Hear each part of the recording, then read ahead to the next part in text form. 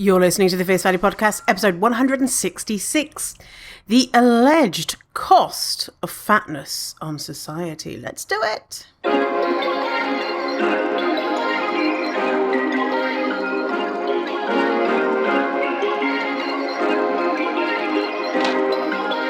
Perfect. Hello, welcome to this episode. So pleased that you're here. Hope it's warming up wherever you are in the world. Well, maybe it's getting cold, depending on what hemisphere you're in. In the northern hemisphere, we've had some sunshine. Yay! I took Dougie to the beach because we had sunshine for the first time in the year. Sunshine enough to get into the water. Not, well, for like 3 seconds before your legs froze off. And Dougie was so happy. He was just like, It's so cute. Makes me happy. The difference in my brain between warm weather and hot weather is astonishing. It's like my brain is automatically like switched on. Do you feel like that? Do you get like that? It's magic. And also sad for the colder months. So just an update on Ko-fi. Ko-fi is a place that you can donate money to me if you so please want to. Where we're at right now, I've got 27 active subscriptions. Thank you, subscriptions, 27 of you. And the subscription value that I'm making in 30 days is $175. So we've got an update, which is that I've added in the Fierce Fatty Science Guide. And so that's for people donating $10, plus the Fierce Fatty, what is it called? Freaking hell. Size Diversity Resource Guide. So $5, so you get the Size Diversity Resource Guide, which is fucking amazing. It's so good. Anyone I show it to, they're like, what? This is so good. And I'm like, I know. For $10, you get that plus the Science Guide. And for $20, you get all of that plus you get This is a Fat Positive Space and Fat Liberation is the Future card. So it's one card, double-sided, so 2 messages on each side. Plus a handwritten card from me sent to your address, plus a social media shout-out. Yes, so we're at 22% of my goal, which is $4,080, which is 6 months of the podcast. So each show cost me about $170 at least to make, because I've got podcast editor. So there's so much stuff that goes on behind the scenes. You really, it's alarming. It's alarming. I couldn't do it on my own. Oh my goodness.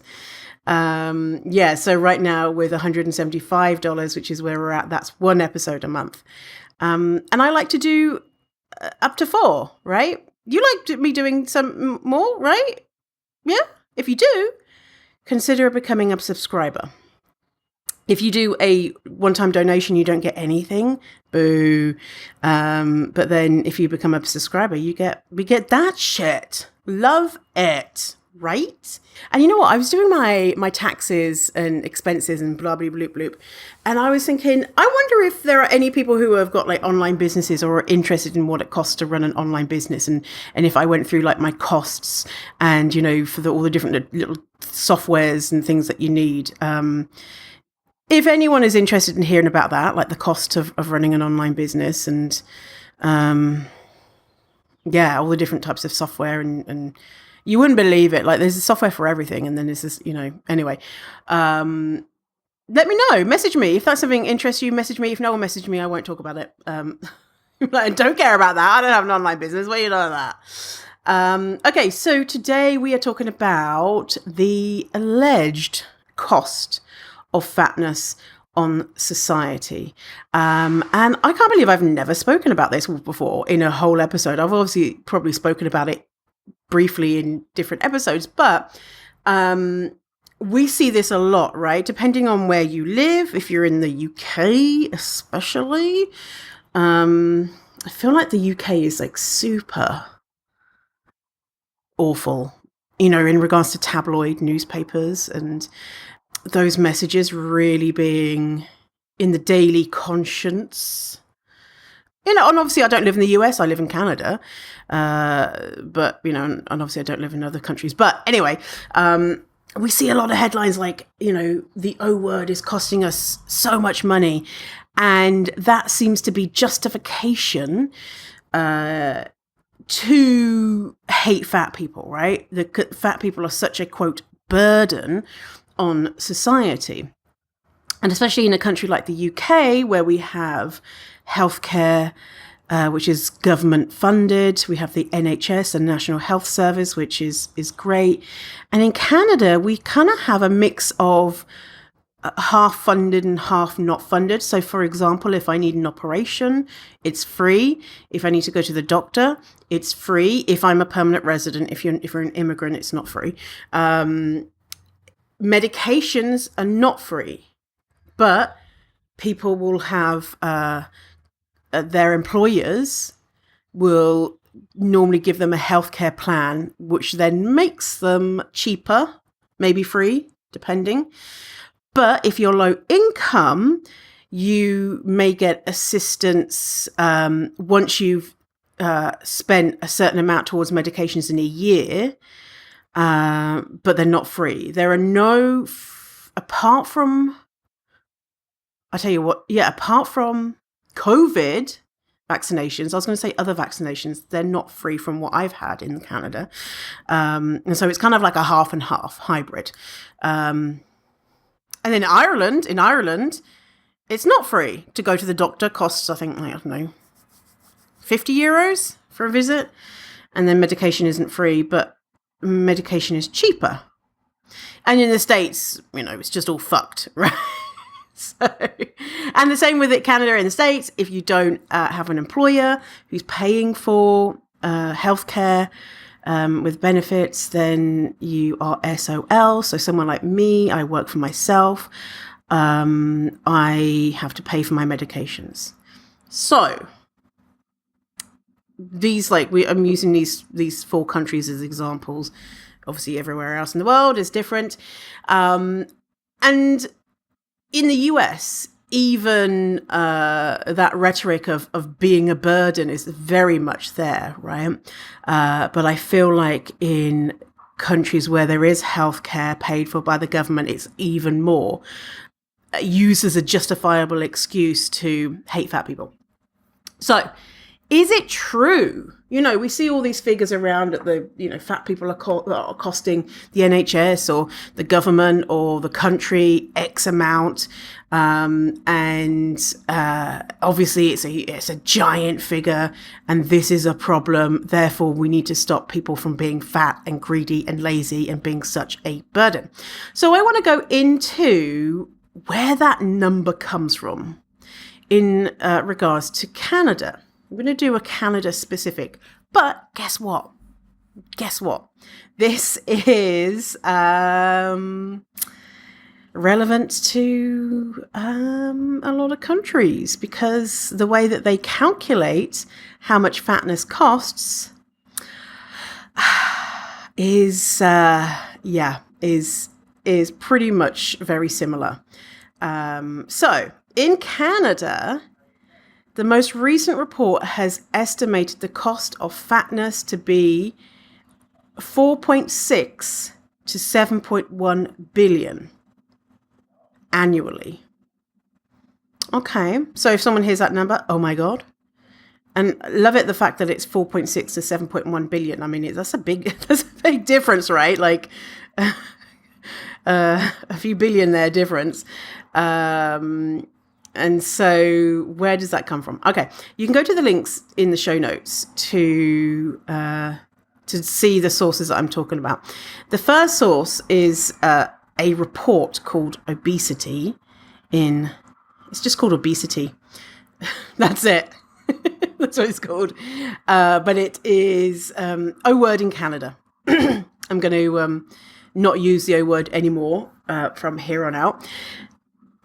hopefully I don't just slip it in because it's everywhere. And in this report, they talk about how they have worked out that figure, the 4.6 to 7.1 billion. So in the report, and this report was created in 2011. This is the most recent report. So see how that's already a problem. 2011, we're in 2023. So, but these numbers are still touted around everywhere.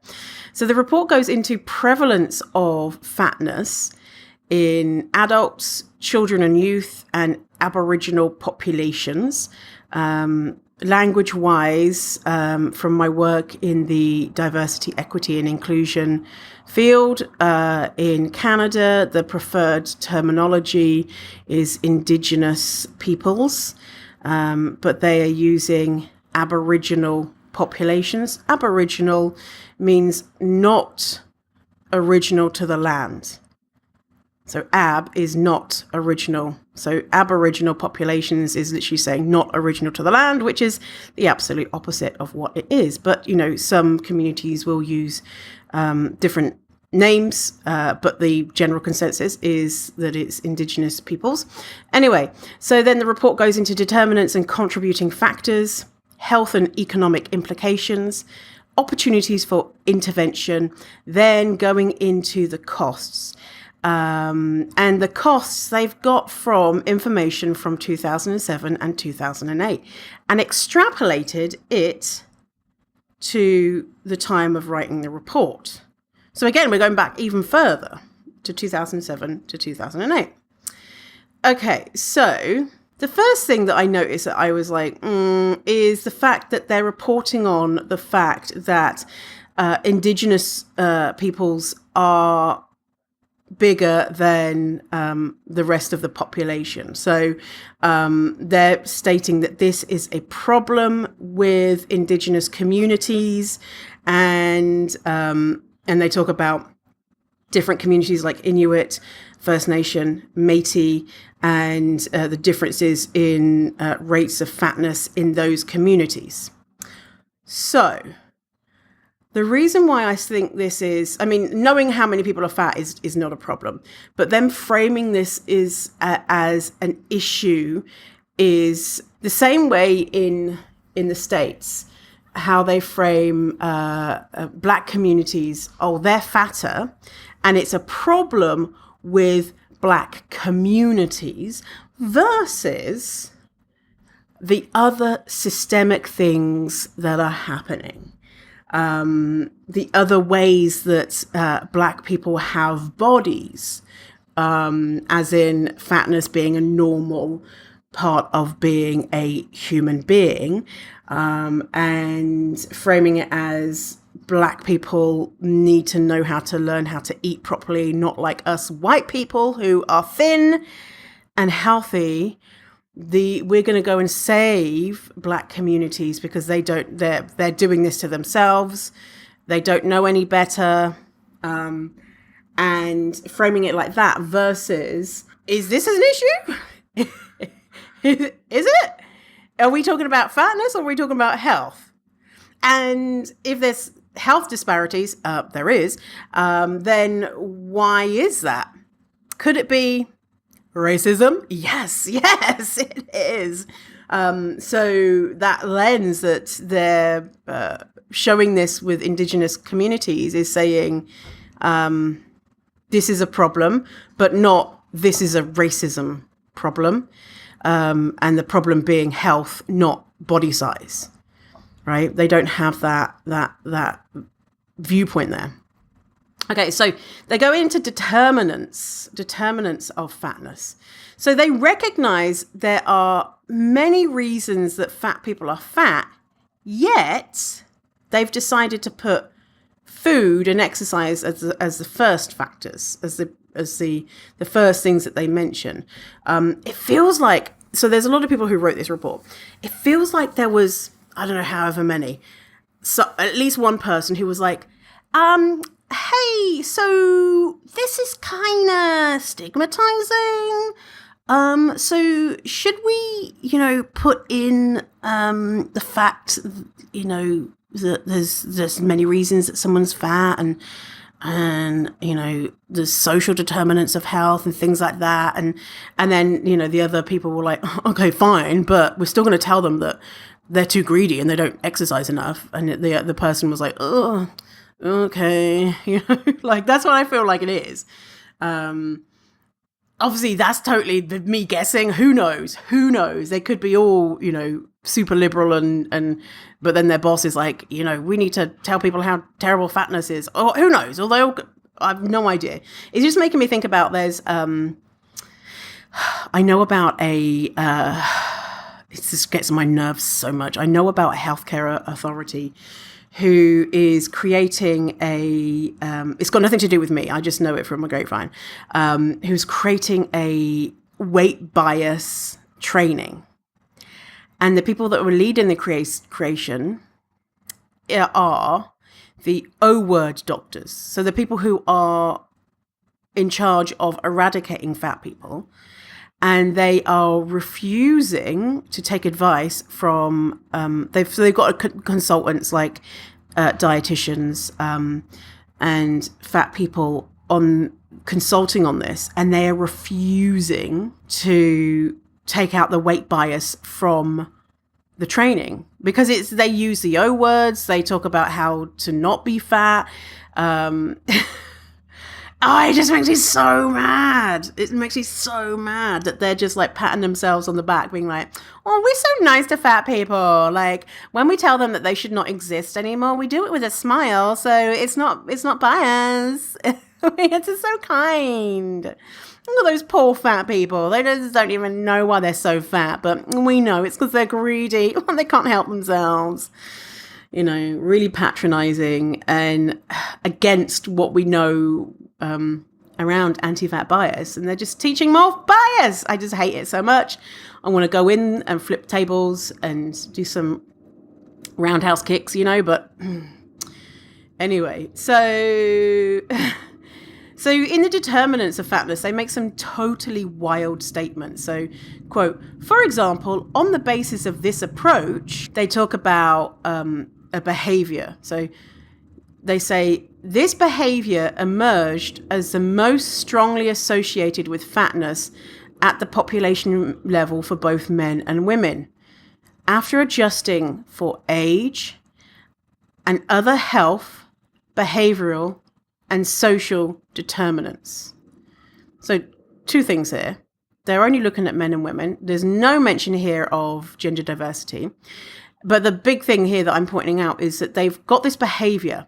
This one behavior is associated with fatness, right? Is the most strongly associated with fatness. When controlling for age, other health, behavioral, and social determinants. So, how can you say that this one behavior, and I'm not going to say the behavior because I don't want people to feel stigmatized because if they don't engage in this behavior, how can you say that this one behavior is the most strongly associated when you are discounting all of the other reasons someone may have a bigger body? We've adjusted for age, health, behavioral, and social determinants. And so this one factor is the strongest. It's bizarre. It's like saying, for example, Donald Trump is a dickhead, okay? Donald Trump is a dickhead. When controlling for his personality, his beliefs, behaviors, and other factors to do with him as a person, the most strongly associated cause for him being a dickhead was the type of shoes that he wears. And therefore, Donald Trump's footwear choice makes him a dick. Because we've taken out all of the other factors that could make him a dick. Turns out it wasn't his tie. It wasn't his suits. It was his shoes. Hang on a minute. Why can't we put in all those other reasons why someone might think he's a dick? Because I'm not sure it's his shoes. Right? What? So, quote from the study, such research, while theoretical, may help to inform decisions by Canadian policy makers, health promoters and healthcare providers on targeting fatness prevention and treatment interventions. Okay, so such research, while theoretical. Okay, so these are theories they are presenting in this document. And then they're saying it may help to inform decisions by policymakers, right? So we have got these theories, and we're going to be developing policies, and we're going to be talking to health promoters about it and healthcare providers about this information, which are theories to target fatness. And the theories are not based on, okay, so because everything's a theory, right? It's not based on robust evidence. It's based on deeply flawed evidence, right? I'm just flabbergasted by, 1 + 1 = 27, There was this TikTok that I saw the other day, and it was a woman who was really angry. She was was just having a rant, a well-deserved rant, in my opinion. And she said she'd been a server for 12 years or something like that, 10 years, whatever. And she, in that time, was always looking at people with office jobs as people who knew better or were deeply qualified in some way. And, she was told that she wasn't qualified enough to have an office job. She was only qualified enough to be a server. She eventually got an office job, and she was like, what the fuck? Like, I do nothing, and people here are ding-dongs, and they don't know better than what I knew when I was a server. In fact, I was doing better work as a server because I was helping many people. I was, busy and complex problem solving. And in the office, it's just, way less difficult. And these people don't have some special thing that makes them be qualified to work in the office over something else like this server job. And she was like, what the fuck? Why did no one tell me that you didn't have to be this special person to have an office job? And I think about this, how when I was in recruitment, I would get to meet a lot of company CEOs, CFOs, company leaders of a variety of different companies, huge ones and little ones. And I too had these people on a pedestal of, wow, they must be really smart to get to where they are. And some are really smart, and some are really hardworking, and some are really insightful, and etc. But the fact that they have a certain job doesn't mean that those characteristics are aligned with who they are. And I was really surprised, because I used to be so nervous and shy talking to people. I've been meeting these CEOs, and they were donkeys. They didn't have a clue, right? And I was like, what? Well, I thought these people were just otherworldly, they did something to get there. They were a guy and they were white, they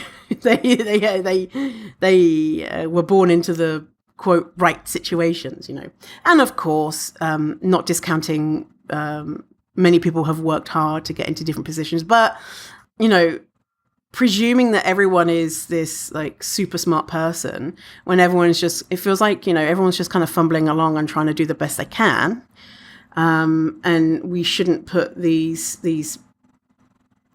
people on a pedestal, because maybe what they're saying is not as concrete as what we think, maybe they just, pulled it out from thin air or whatever.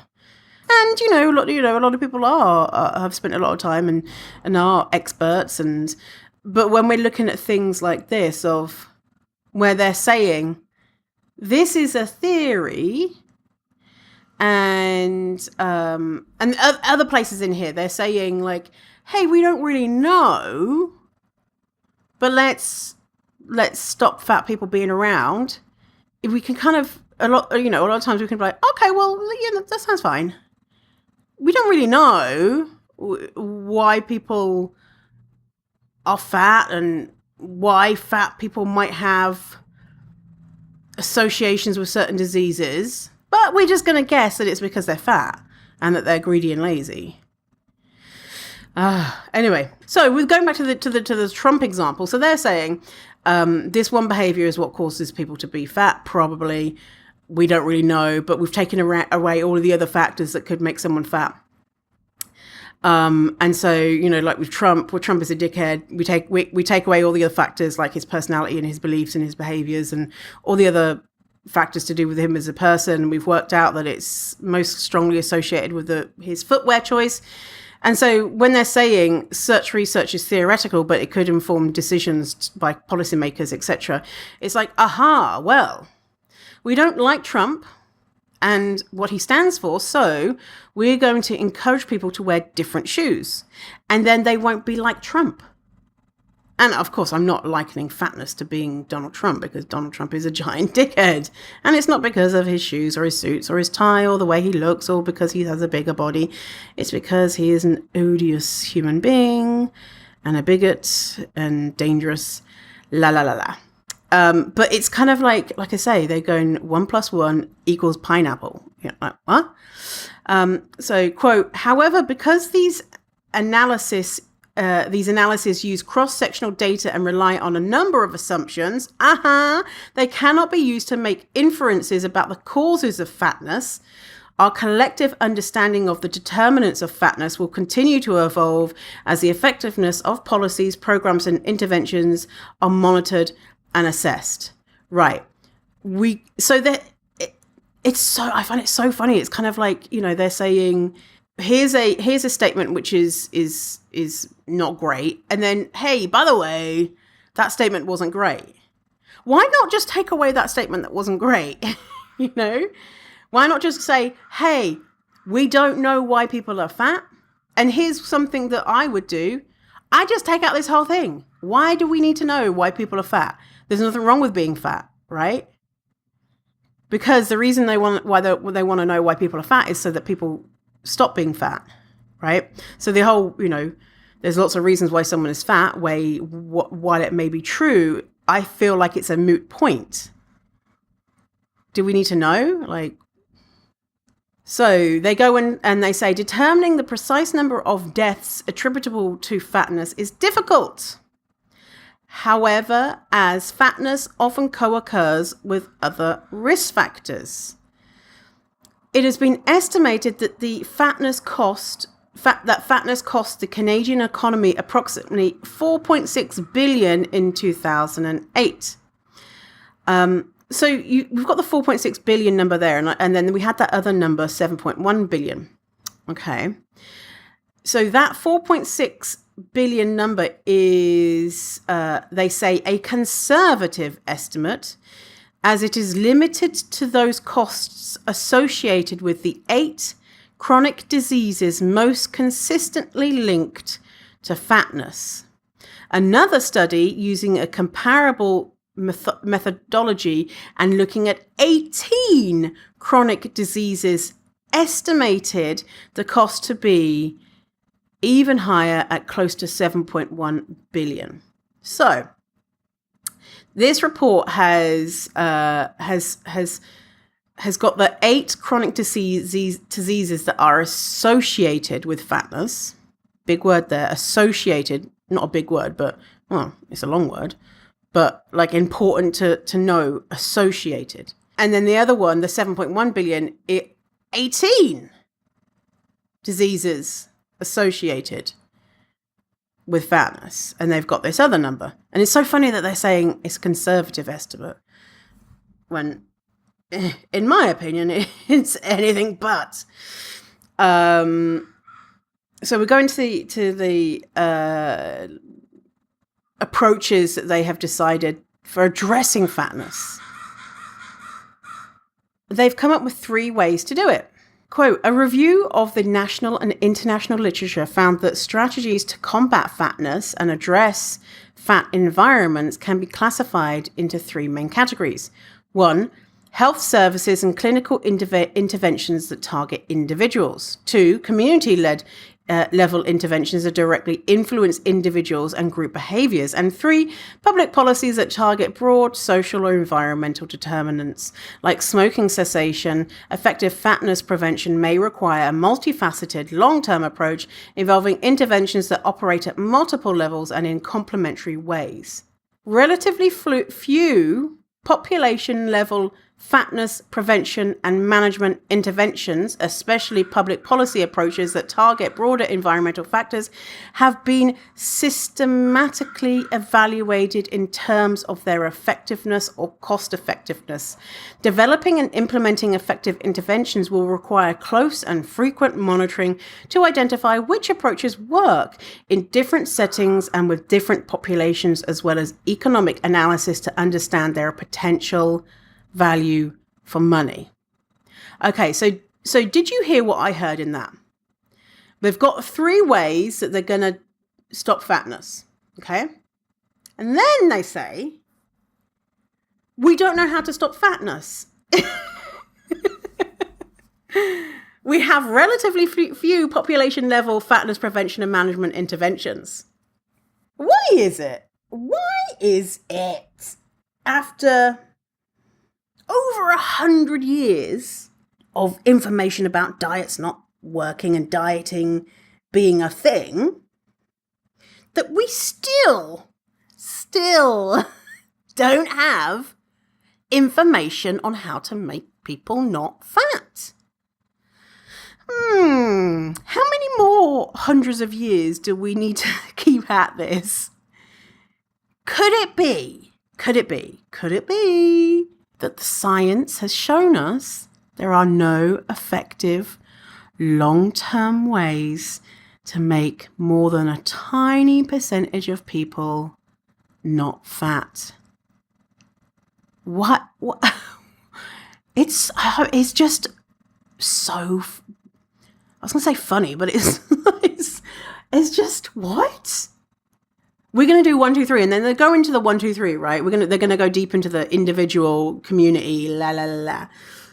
But they're saying we don't know. We don't know how to make people not fat. This is really interesting. This sentence here. Concern about fatness is not a new phenomenon. By the 1930s, life insurance companies had begun using height and weight charts to identify clients at increased risk of death.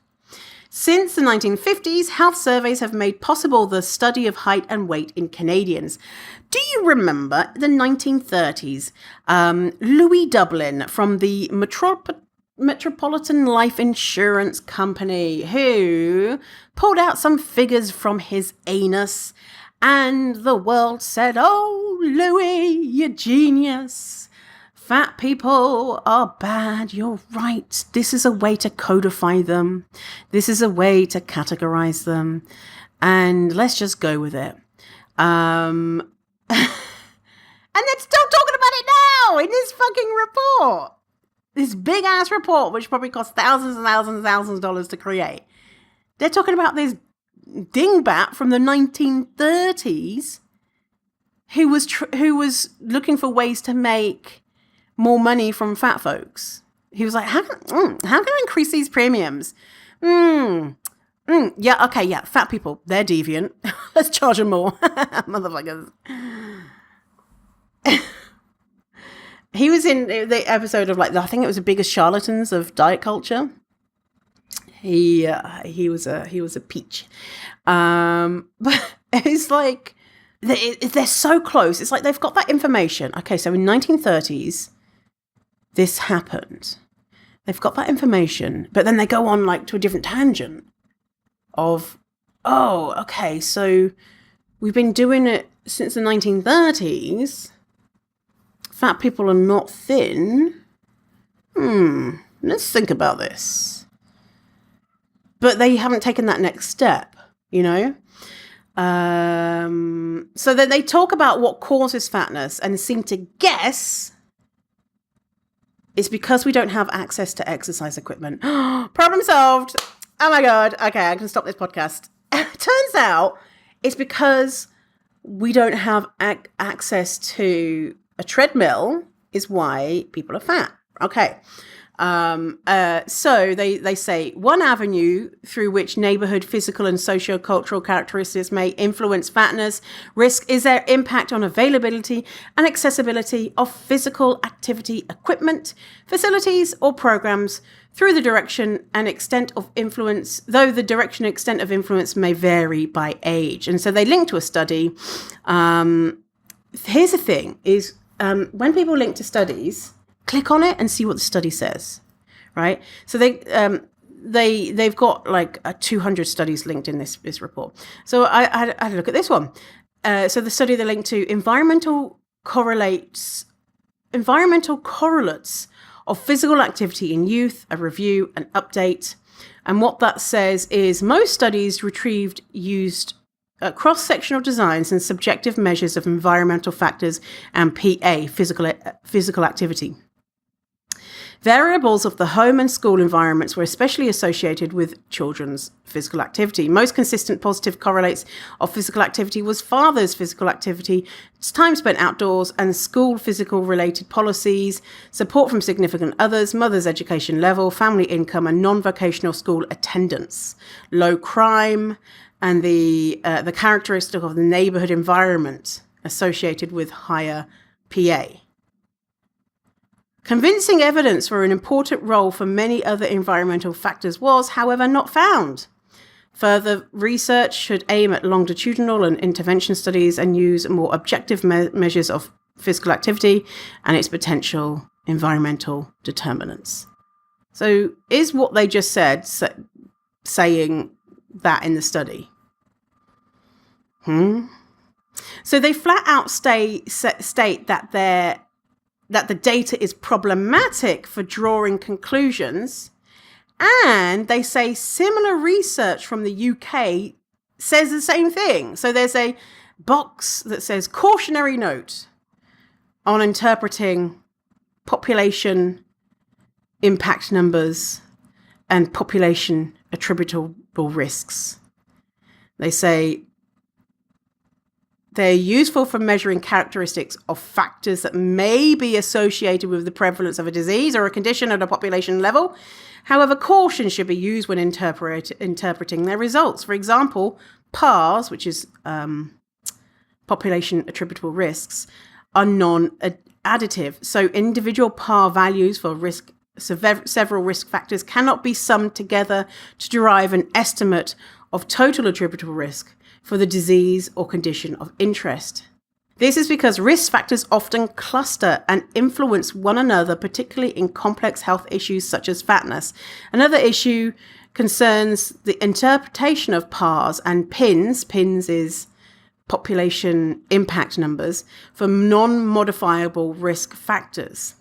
In general, where causality is known, these measures can be seen as reflecting the extent of the population burden of a disease or conditions that could be theoretically eliminated if all individuals in the exposed target group were converted to the non-exposed referent group.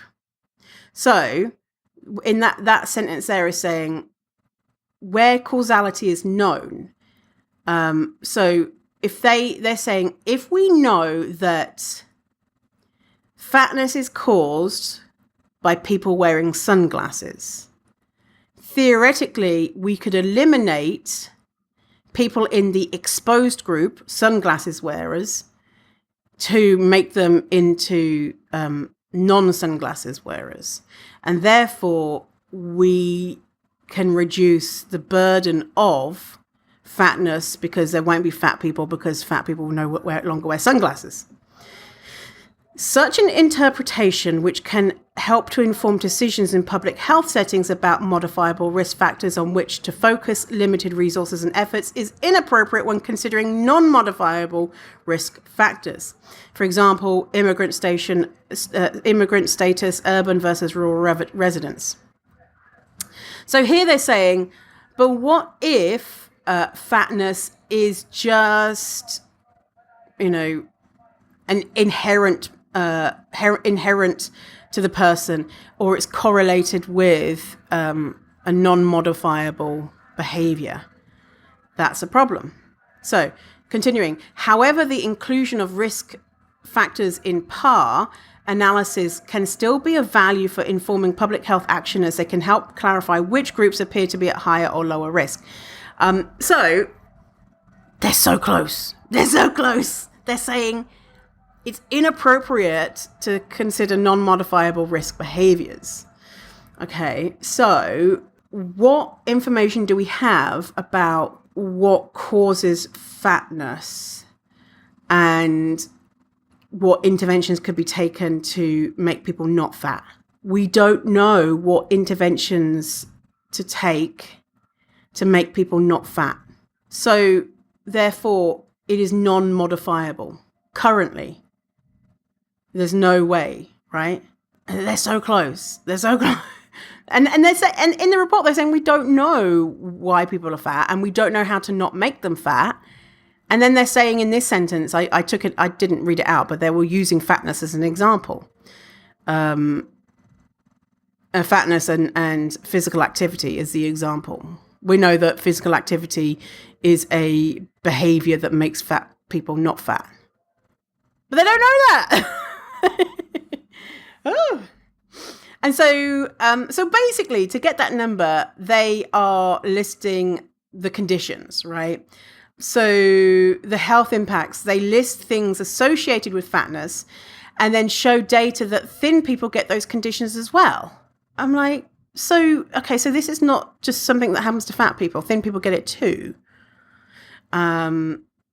So mortality, they say that fat people have decreased mortality. They say it themselves. The different mortality, so morbidity refers to illness or disease. Mortality refers to death. So, quote, in contrast, people who were O-word but not O-word had significantly lower risk than normal weight populations. There was no significant difference in risk of mortality between fat people and normal weight respondents. What? We know this, right? We know that, you and I know this. It's in the report. Oh, lordy. So they estimated the costs. Quote, in the study, the economic burden of fatness was defined as both the direct cost to the healthcare system, i.e. hospital care, pharmaceuticals, physician care, institutional care, and indirect costs to productivity, i.e. the value of economic output lost as a result of premature death and short and long-term disability. The study focused on 8 chronic diseases consistently associated with fatness. So here's a problem.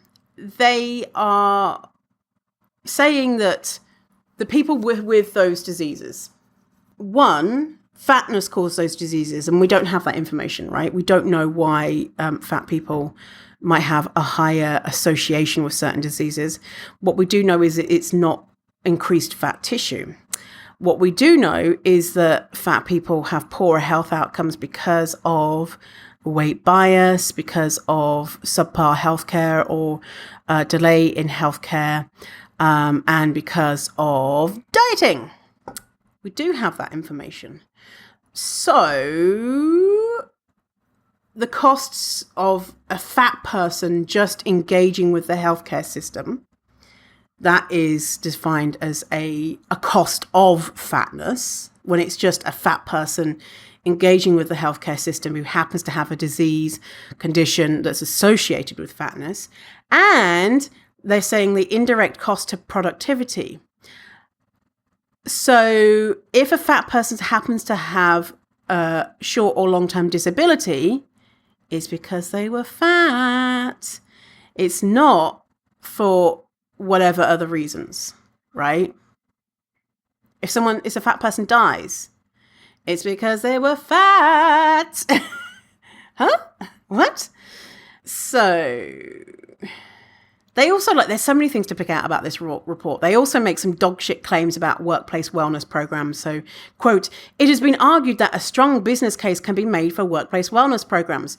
And then they link to some garbage sources, like one paper from 2002, whose own conclusion says statistically watertight conclusions cannot be drawn from this small sample of very different workplaces, nor was it the intention to do so.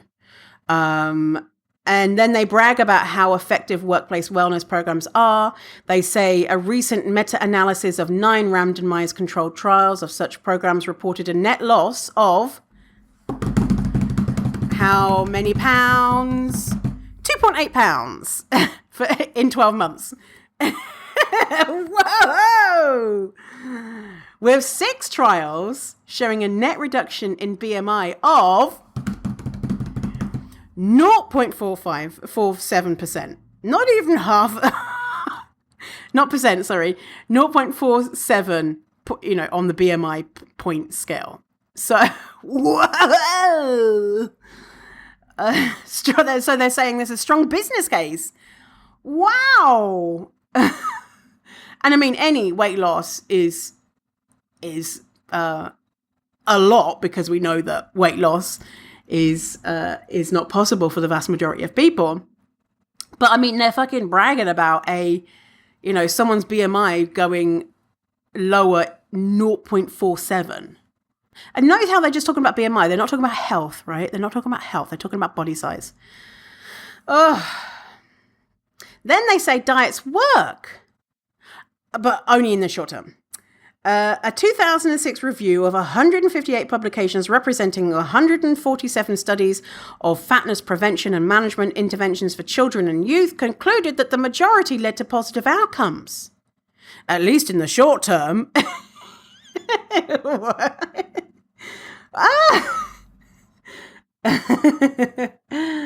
Wow.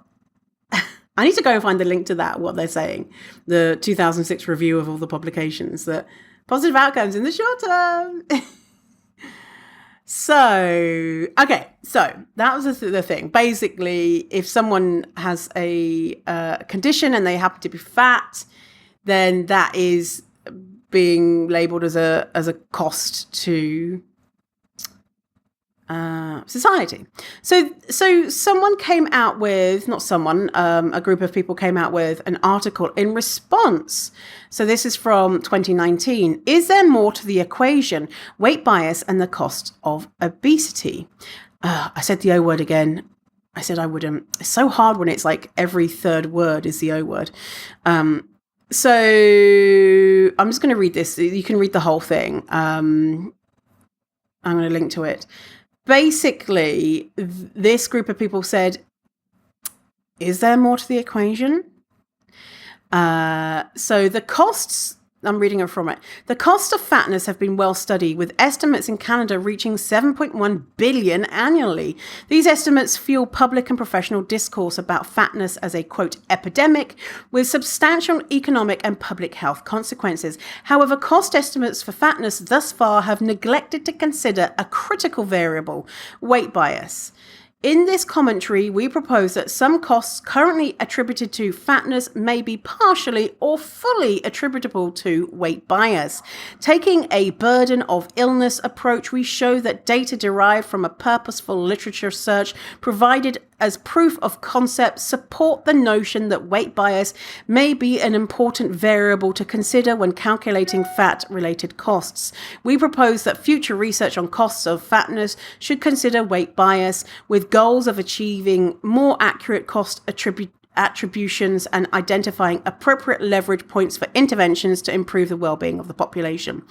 They kind of miss out on a point here to go like further, but someone else does go further. So continuing, blah, blah, blah, I'm skipping a paragraph. The scientific literature on the costs of fatness has neglected the possible contribution of weight bias. Weight bias is defined as negative attitudes and behaviors against an individual based on their usually heavier body weight. For example, research has consistently shown that individuals with large bodies are characterized as lazy and lacking willpower. Weight bias is widespread and pervasive. We propose that some costs that have been attributed to O word in existing burden of illness studies Example, delayed healthcare seeking to avoid bias. Doctors may in fact reflect weight bias in addition to or instead of weight alone. This misattribution of costs, to the extent that it occurs, has two main implications. First, existing cost estimates of fatness may be inflated. Second, these estimates could improve intervention efforts focused on preventing or reducing fatness. No. Newer clothes, but no. Resulting in missed intervention opportunities to improve practices and settings to include larger individuals. This is where you could tell that some people in the discourse here are you're like, yeah, they're doing it. Oh, they want to eradicate fat people. No. So close yet so far. Why weight bias matters in estimating costs of fatness. Body fat is feared and reviled by many segments of society. For example, 25% of 4,283 respondents in one study reported that they would rather be unable to have children than be fat. Respondents who weighed less were more likely to endorse such statements. They talk more about the why it's all bad, which one of them is that weight bias might make people fatter, and they say that that's a bad thing. Continuing, they say, through our literature review, we identified 7 putative costs of weight bias in 3 categories. 1, health, i.e. delayed health treatment seeking behaviors, medical treatment contingent on weight loss, detrimental physical and mental health outcomes. 2, societal, i.e. lower education attainment, interpersonal problems. And 3, workplace, i.e. workplace discrimination. And then they've got this kind of Venn diagram. And so it's two circles. One says fatness costs, and the other circle says weight bias costs, and then they overlap in the middle. And so they say figure 1 illustrates the costs, direct and indirect, that overlap between fatness and weight bias, drawing from blah, blah, blah, blah, blah, blah. 4 major areas of potential overlap between fatness and weight bias costs were identified.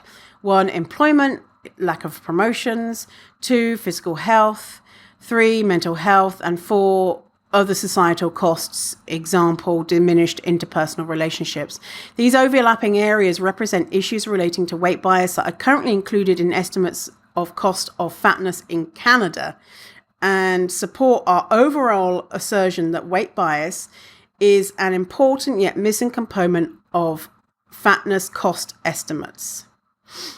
So this Venn diagram, so weight bias costs, they've said health, workplace and societal, and then they're saying word costs, health, and so medical spending, diseases and complications, increased life and medical insurance, premature death and reduced quality of life. So the thing is, though, with health spending, well, we're going to have,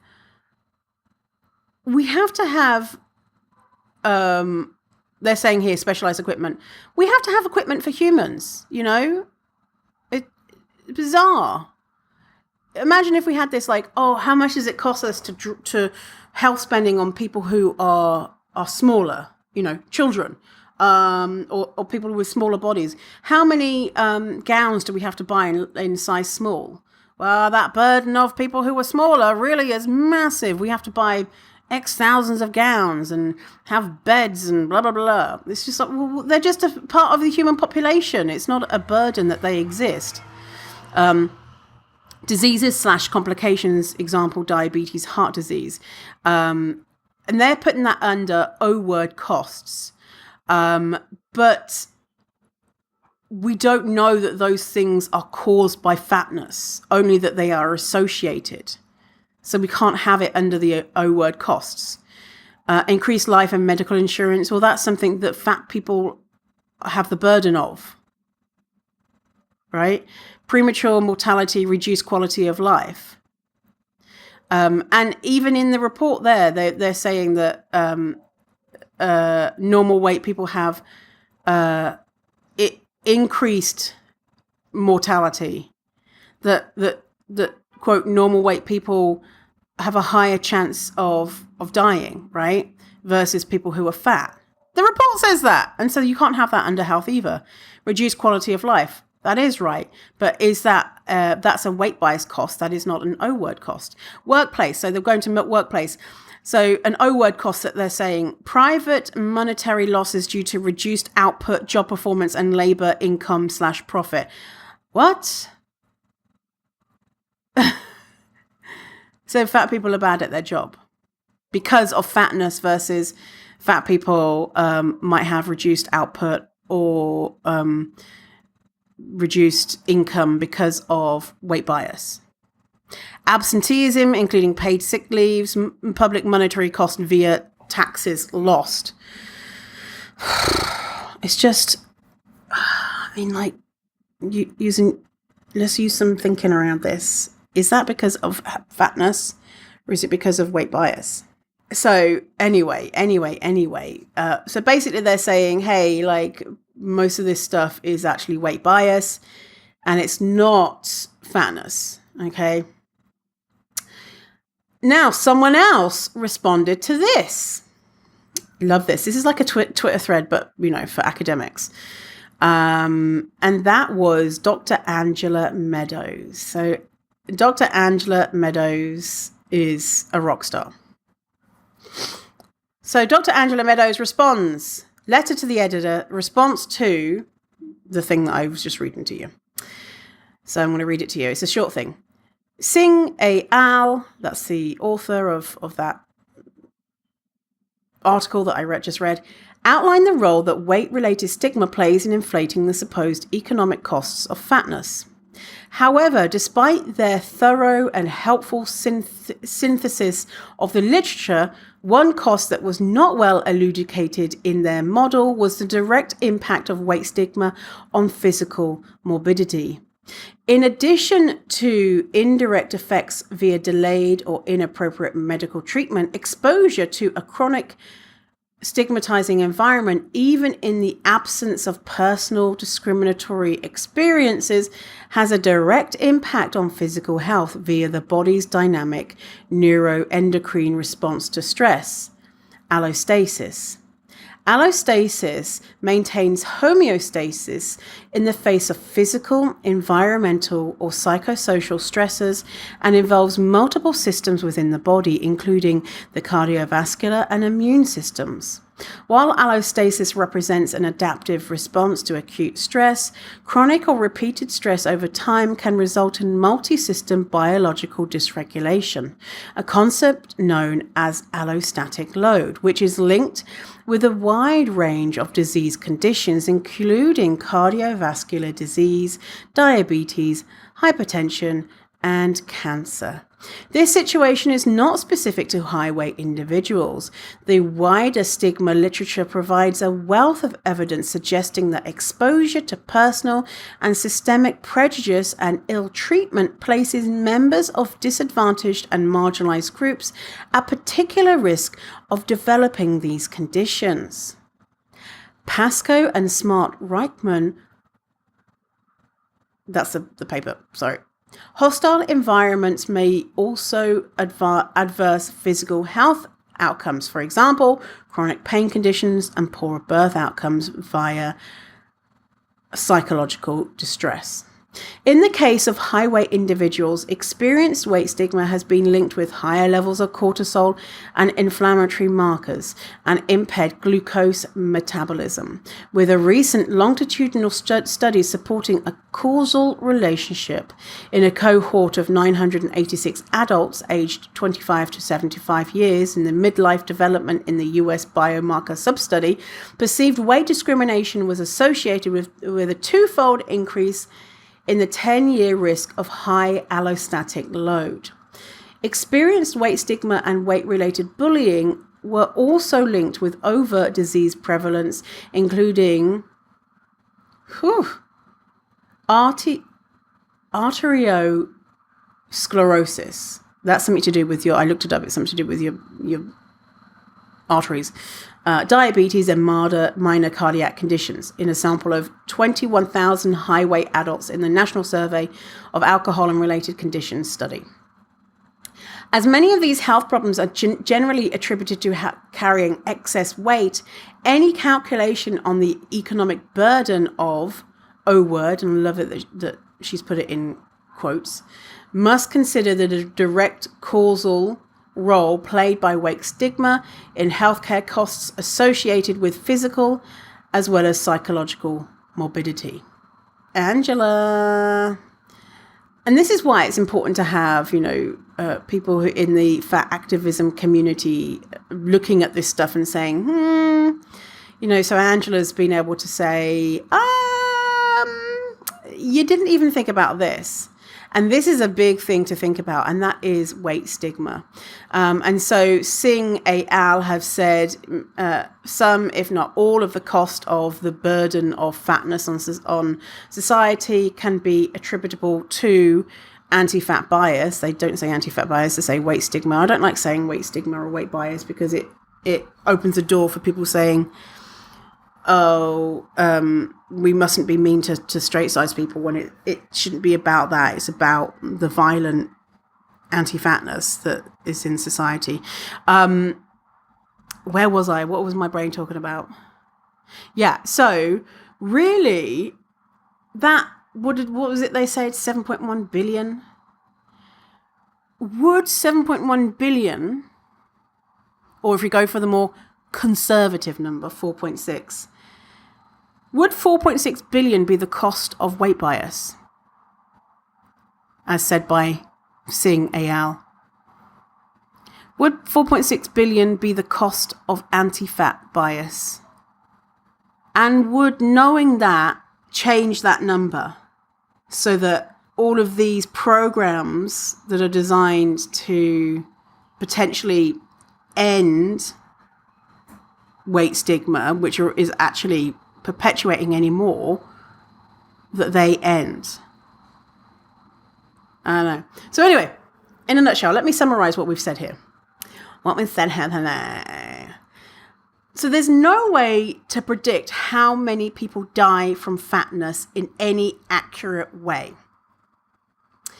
The reason for that is that there are zero health conditions that have been shown to be caused by fatness, and something that only fat people get, versus health conditions being correlated with fatness and something that people of all sizes get.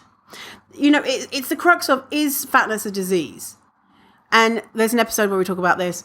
And the thing is, the crux of it is, well, we can't show that fatness causes these negative outcomes. And we can't show that this is something that only happens to fat people. Right? That's the backbone of this. Also, insisting that we need this data can be problematic in itself. Imagine if we did this with any other identity factor, and in the past, this has certainly happened. Imagine if we costed the quote burden of women, for example. I mean, it would be fine to want to estimate, the budget of how much we should be allocating to certain services, but framing an identity group as a burden and then advocating for their erasure is beyond fucked up. Right? Imagine if we had like the burden of women on society, and then it was like causes of people being a woman, ways to stop people being women, so that we would then not have these burdens on society. Like, it's ridiculous, right? Clearly it's what? If that came out, then everyone would be, what? What? People are just women. What? It's the same, like, people are just fat. People have been fat forever, and anti-fatness is the problem.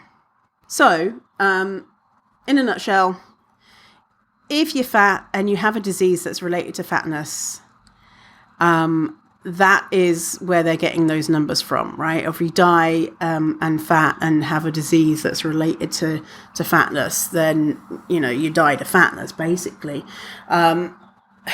So basically that number is how many fat people exist and use healthcare? How many fat people exist and have died?